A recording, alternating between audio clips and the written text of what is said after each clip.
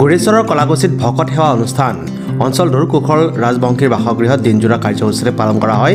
এই অনুষ্ঠান সামাজিক তথা সাংস্কৃতিক কৰ্মী প্ৰয়াত গজিন পাঠকৰ চতুৰ্থ বাৰ্ষিক স্মৃতি দিৱস উপলক্ষে অনুষ্ঠিত কৰা হয়। এই ভকত সেৱা অনুষ্ঠান নাম ধৰ্ম সমাজ অসম ৰঙিয়া জিলাৰ ভকত বৈষ্ণৱৰ উপস্থিতিত গুৰুজনাৰ নাম কীৰ্তন হৰিনামৰ ধ্বনিৰে উলহ মালহেৰে পালন কৰা হয় উক্ত অনুষ্ঠান।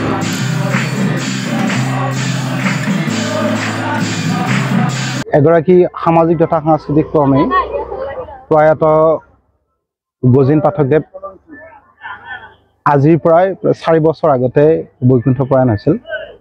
তেখেতৰ চতুৰ্থ বাৰ্ষিক স্মৃতি দিৱসটি আজি পৰিয়ালৰ জৰিয়তে উলহ মালহেৰে পালন কৰা হৈছে। এই উদ্দেশ্যে ৰাতিপুৱা প্ৰাতঃ প্ৰসংগ আৰু প্ৰয়াত গজিন পাঠকৰ প্ৰতিমূৰ্তিত মাল্যাৰ্পণ তথা বন্তি প্ৰজ্বলন স্মৃতিচাৰণ সভা, তাৰ পাছতেই আমাৰ স্থানীয় তথা আমন্ত্ৰিত কৰি অনা ভকতসকলৰ জৰিয়তে নাম কীৰ্তন কৰা হৈছে।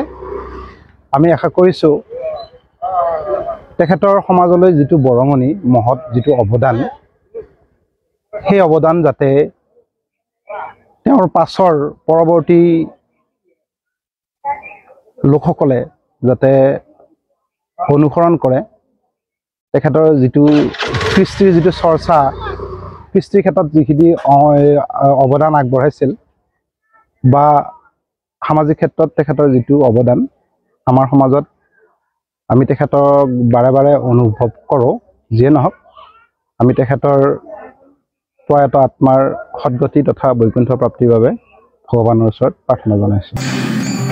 Desk report news express Assam.